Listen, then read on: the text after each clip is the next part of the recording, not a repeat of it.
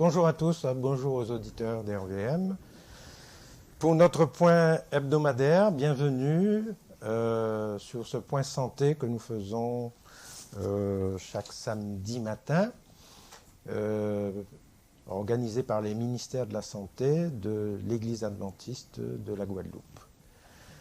Nous vous entretenons régulièrement en rapport avec le Covid-19 et nous sommes toujours en général dans ce point qui nous paraît fondamental pendant le confinement, mais qui sera encore plus fondamental au fur et à mesure que le déconfinement va se desserrer, c'est de ce point dont nous parlons régulièrement, c'est le système immunitaire. Nous cherchons à le renforcer et nous cherchons à l'équilibrer. Et en fait, pour nous protéger, même après le confinement du Covid-19, eh bien, notre système immunitaire reste notre meilleure défense. Et en tant qu'être humain, notre système immunitaire à chacun va répondre différemment en face de ce même Covid-19. Et alors, aujourd'hui, j'ai choisi un invité en la personne du docteur Agis Franz, qui est, que nous connaissons comme étant le président du SAG, Secours Adventiste Archipel Guadeloupe, mais qui en fait est un ancien immunobiologiste du CHU. Et ses connaissances de l'immunologie me paraissent intéressantes. Et ce matin, je lui souhaite la bienvenue et il va nous entretenir du système immunitaire. Bonjour Franz. Bonjour Guy, merci de l'invitation. Voilà. Le président de la République, lors de sa première intervention, en rapport avec cette situation de crise, a parlé de guerre. Et je crois qu'il a répété ça, nous sommes en guerre au moins 5 fois lors de sa présentation. Imaginez que guerre intérieure, tel était le titre d'un article du National Geographic, magazine de juillet 1986, qui commençait par ces phrases significatives de sens. Chaque minute de chaque jour, des combats font rage à l'intérieur de notre organisme. Les combattants sont minuscules au point d'être invisibles à l'œil nu. Et la manière dont fonctionne notre organisme non seulement illustre cette lutte permanente, mais aussi la manière avec laquelle il remporte la victoire, mais surtout témoigne de la façon dont Dieu a créé le genre humain. Certains peut-être vont bondir de leur fauteuil en entendant, en disant comment un scientifique peut-il parler de Dieu? Mais quand je vous montrerai la manière dont fonctionne le système immunitaire, vous verrez qu'il est difficile de trouver de la place pour le hasard ou le naturalisme comme le prônent les scientifiques matérialistes. D'ailleurs, plusieurs en sont revenus et parlent de dessin intelligent ou encore en anglais, intelligent design, reconnaissant l'intervention d'une intelligence supérieure. Le sujet peut paraître compliqué pour des personnes qui entendent parler d'immunité pour la première fois. Ainsi, dans le but d'être compréhensible et présenter de façon plus simple, la plus simple possible des mécanismes complexes, mon propos sera imagé autant que possible, car il est important de connaître notre corps et de comprendre comment il fonctionne pour le maintenir en bonne santé. Alors vous savez qu'à sa naissance, le nourrisson reçoit de ses parents un patrimoine immunitaire. Ce patrimoine peut être efficient ou affaibli. Et durant toute sa vie, l'enfant, l'adolescent, puis l'adulte vont enrichir ou détériorer ce patrimoine. Mais nous ne développerons pas cet aspect dans le cadre de cette présentation. Mais vous comprenez déjà que nous ne sommes pas tous égaux face à la maladie. Chers auditeurs, savez-vous que l'air que vous respirez actuellement contient des milliers de germes, des microbes de toutes sortes, mais pourtant nous ne sommes pas malades? En savez-vous la raison? Parce que, voyez-vous, Dieu a doté notre organisme de puissants moyens de défense, le système immunitaire, dont la réponse spécifique est adaptée à chaque type d'agresseur et va concourir à maintenir en équilibre notre état de santé. Alors, sur la diapositive précédente, alors j'ai parlé d'agresseur, car effectivement, il y a agression. Et par effraction, lors d'une blessure, soit par voie naturelle, lors d'une pénétration insidieuse, la bouche, les yeux, les oreilles, le vagin, etc. Ainsi, on distingue une immunité non spécifique ou innée. Par exemple, la peau, c'est la première barrière face à un agresseur. Le lysozyme, l'enzyme qu'on trouve dans la sueur et qui couvre la peau, est là pour, de façon non spécifique, éliminer tout opportun. Mais en interne aussi, cette immunité non spécifique fonctionne avec d'autres effecteurs, nous le verrons dans un instant. Et l'organisme dispose aussi d'un dispositif lui permettant d'assurer une immunité spécifique ou acquise proportionnée à tel ou tel agresseur. Alors,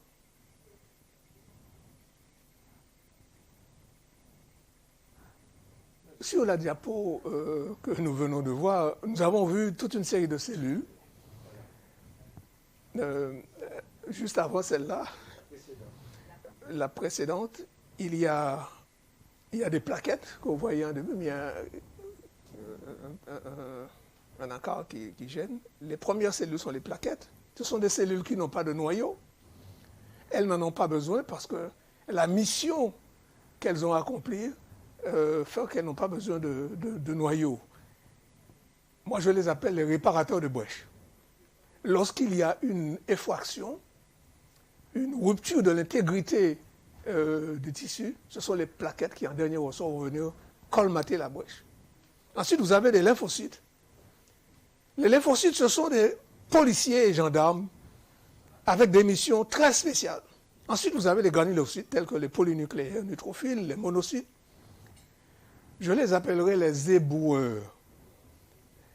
Ces cellules sont chargées d'éliminer tout ce qui traîne, tout corps étranger n'appartenant pas au soi. Et en dernier lieu, vous avez les éosinophiles, les basophiles. Ce sont des agents très spécifiques et leur présence signale un type d'agression à l'origine de processus allergiques. Donc ces cellules se trouvent dans le sang circulant et on trouve leur homologue au niveau des tissus. Ces cellules réagissent soit directement avec l'agresseur ou soit par l'intermédiaire de produits effecteurs qu'elles sécrètent. Par exemple, les anticorps ou immunoglobulines, l'interféron gamma et autres cytokines.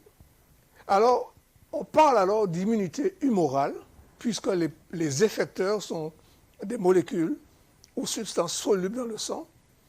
Et on parle d'immunité cellulaire quand les effecteurs sont directement des cellules. On parle même de cellules tueuses, killer cells. Alors, à la prochaine diapositive,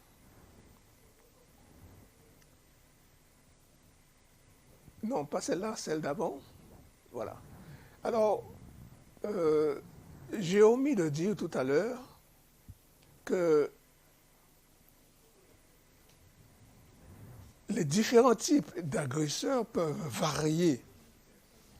Et l'organisation de la réponse immunitaire est réalisée grâce à un réseau qu'on appelle le système réticulo-endothélial. Alors, sur l'image qui représente une personne, un individu, vous voyez un petit réseau avec des petits bourrelets qui débarquent depuis à la base du cou, sous la mâchoire, qui descend, qui va sous les aisselles et qui descend jusqu'au pli de l'aine. Enfin, ce réseau couvre tout l'organisme. Et ces petits bourrelets, ce sont des ganglions. Ces ganglions fonctionnent comme des tours de garde. Et c'est la dernière barrière face à l'agresseur. Au-delà, nous tombons dans le cas de la septicémie.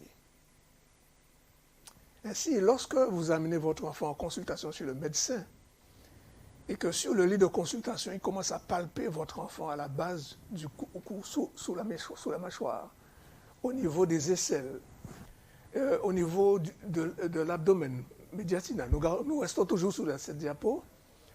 Le médecin cherche à voir l'état des ganglions, s'ils sont de taille normale, si le volume est augmenté, pour savoir s'il n'y a pas un processus infectieux en cours. Alors, sur cette même diapo, vous avez sur le côté gauche, en haut, vous avez un type schématisé, les 5 étapes de la réponse immunitaire. Et j'ai choisi l'exemple du cas d'une agression par effraction. Lorsque l'intégrité de la peau est rompue par une épine, une écharde ou une blessure, il y a une ouverture, les cellules épithéliales, les cellules conjonctives blessées vont sécréter des substances qui vont enclencher ce qu'on appelle la réaction inflammatoire. Et le triptyque caractéristique de la réaction inflammatoire, c'est chaleur, douleur, rougeur. Sur une peau brune comme la mienne, on ne verra pas la rougeur, mais on verra que c'est enflé. C'est témoigne de la même chose. Alors, chaleur, ça rappelle la température, augmentation de température. Lorsque ce même processus est généralisé, l'organisme réagit, il y a cette chaleur. Alors, cette réaction inflammatoire aura pour mission d'attirer sur le lieu de l'agression les cellules effectrices de l'immunité. Et les premières à intervenir, ce sont les éboueurs, comme je vous ai dit. Elles vont attaquer, détruire tout ce qui est étranger à l'organisme. Et c'est une bataille intense qu'on ne voit pas à l'œil nu. Elle est intense. Il y a des milliers de cadavres.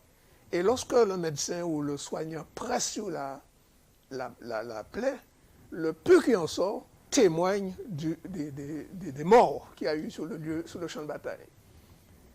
Finalement, en général, le système immunitaire a le dessus parce que derrière ça arrivent les cellules effectrices, les lymphocytes, les policiers spécialisés et qui vont compléter l'action de façon à ce que l'agression soit éradiquée. Et lorsque cela est fait, les plaquettes viennent en dernier lieu pour colmater la brèche et pour commencer la cicatrisation. C'est ce que vous pouvez voir lorsque vous avez été blessé.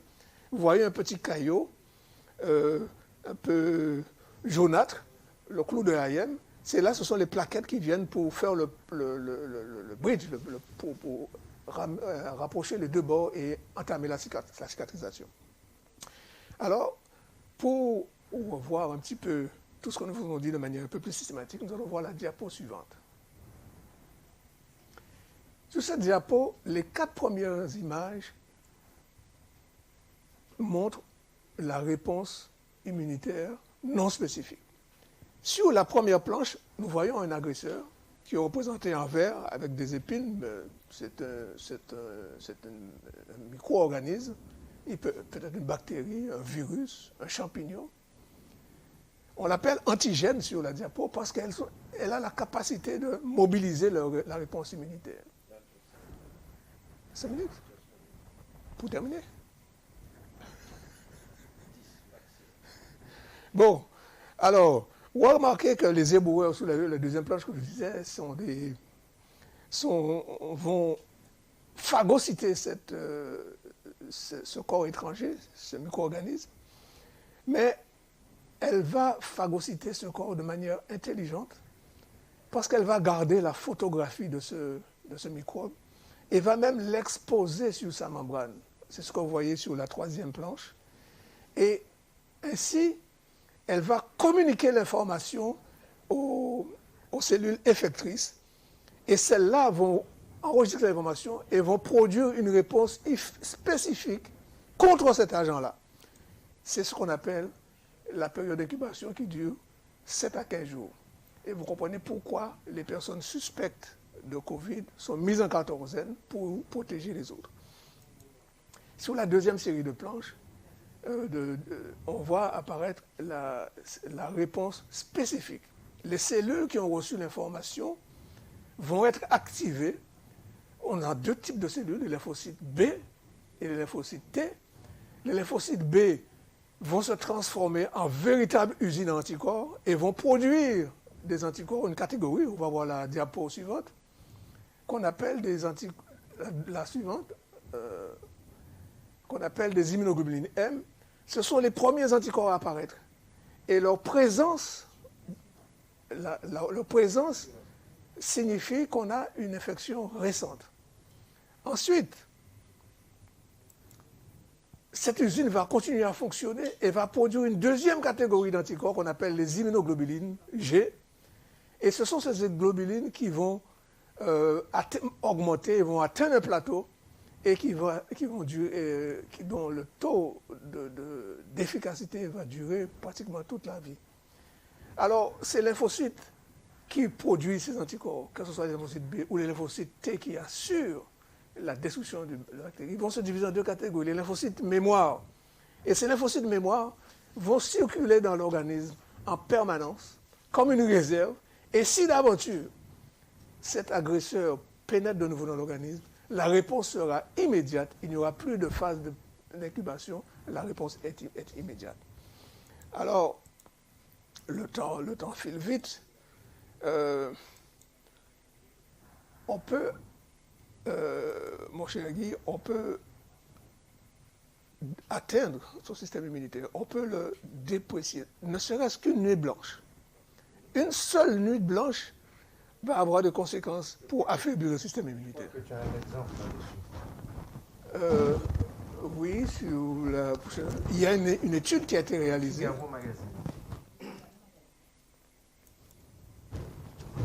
qui montre, en plus de favoriser l'anxiété, les heures de sommeil manquées perturbent l'activité des granulocytes, des acteurs clés de l'immunité, selon une étude publiée le 1er juillet par la revue américaine Sleep.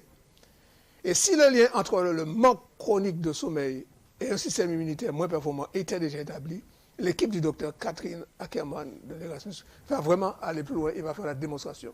Avez-vous remarqué que c'est lorsque vous êtes fatigué que vous êtes fragile et que vous êtes susceptible d'attraper la grippe?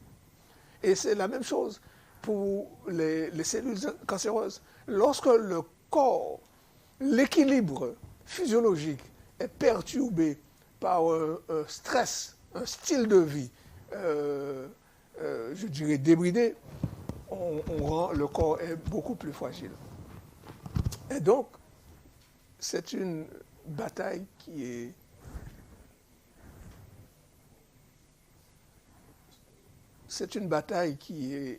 intense. Et pour le chrétien, on peut se rendre compte que c'est la même chose. La lutte est permanente, est constante. Et d'ailleurs, l'apôtre Paul disait bien que nous avons des armes. La bataille contre le péché et le mal ne se limite pas uniquement au niveau spirituel, que certains pourraient qualifier de virtuel. Mais en réalité, c'est tout notre être qui est concerné et cela est bien réel. Et l'illustration que j'ai l'habitude de dire, c'est que le péché est comme le virus, le Covid-virus. Le Covid a besoin de transporteurs dans une cellule qu'on va émettre. Il va toucher un individu. Le péché, c'est pareil. C'est un autostoppeur qui a besoin urgent de rentrer à la maison, qui est l'enfer. Si vous êtes le transporteur, vous risquez d'y laisser la peau et la vie. En fait, notre grand ennemi, Satan, s'efforce de nous détruire physiquement et mentalement afin que nous discernions moins clairement le plan du salut. Il sait que de mauvaises pensées, si elles ne sont pas amenées à l'obéissance de Christ, peuvent déprimer la réponse immunitaire Et cet affaiblissement cause la maladie qui affecte notre capacité à prendre les meilleures décisions dans le domaine spirituel. Donc, lorsque nous comprenons clairement comment Dieu nous a créés, comment notre esprit fonctionne, comment nos pensées affectent notre système nerveux et notre réponse immunitaire, nous restons émerveillés devant la profondeur de l'enseignement de Christ.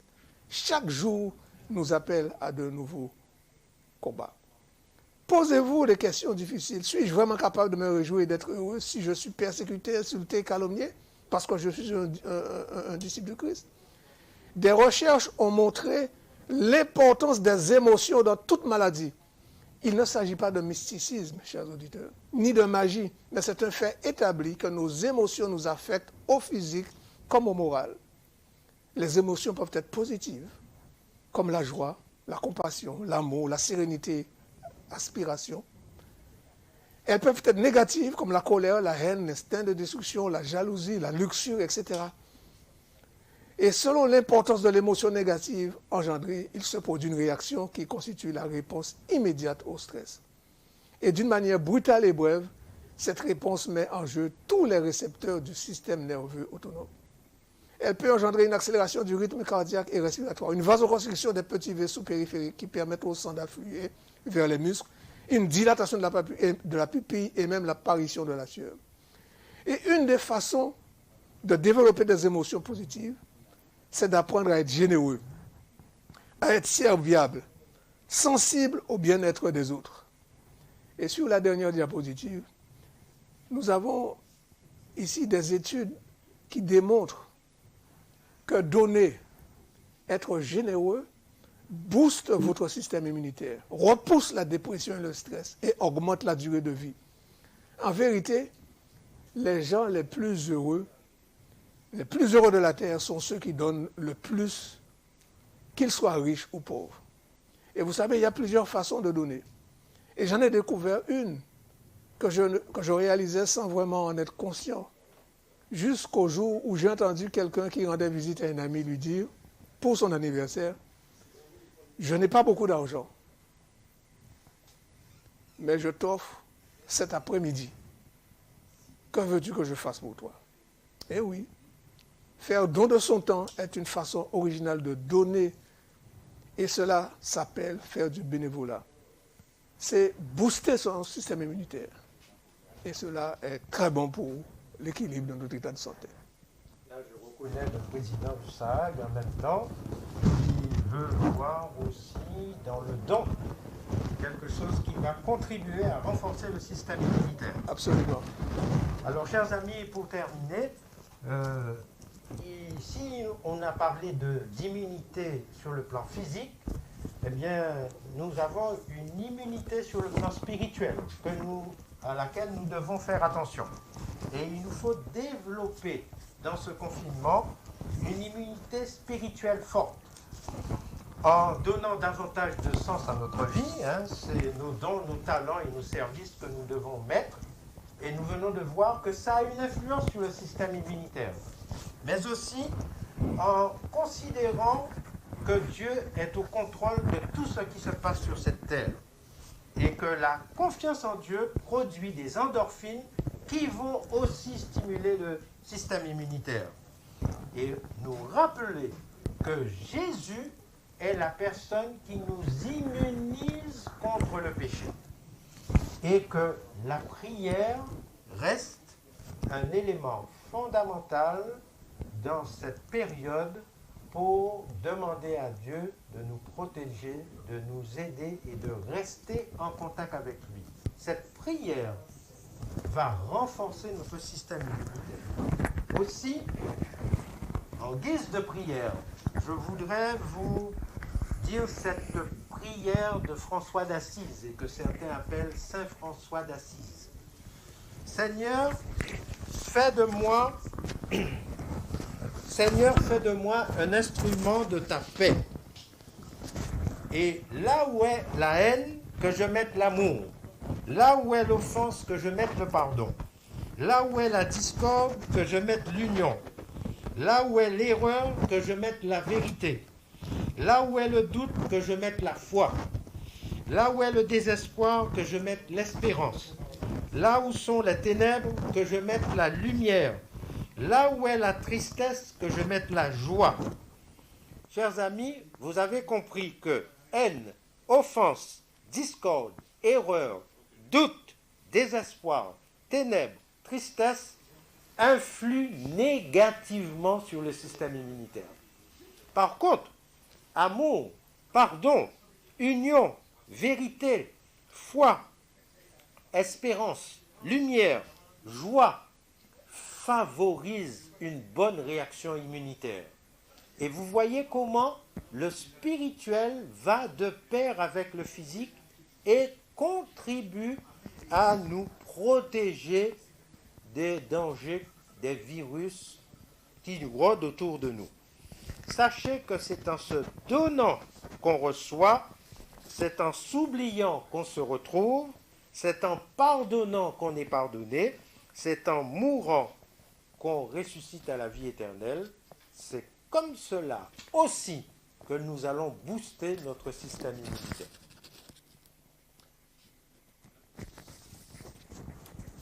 C'est l'occasion pour moi, juste avant, de remercier le docteur Agis, responsable du SAG, et vous rappeler que le SAG, c'est nous. Engageons-nous à adhérer, à faire adhérer et être à jour de nos cotisations. Nous sommes 10 000 membres environ, mais nous n'avons que 1932 adhérents et il y a seulement en ce moment 160 personnes à jour de leurs cotisations. Sachez qu'avec 1 euro par jour, par mois, eh bien, il y a 84 centimes de chaque euro qui vont influencer la vie d'autres personnes, de ceux qui sont dans le besoin. Nous pouvons nous donner les moyens d'agir, et je rappelle que le SAG est l'un de ces moyens. Et nous avons vu qu'en faisant du bien aux autres, nous faisons du bien aussi à notre système immunitaire. Que Dieu vous bénisse.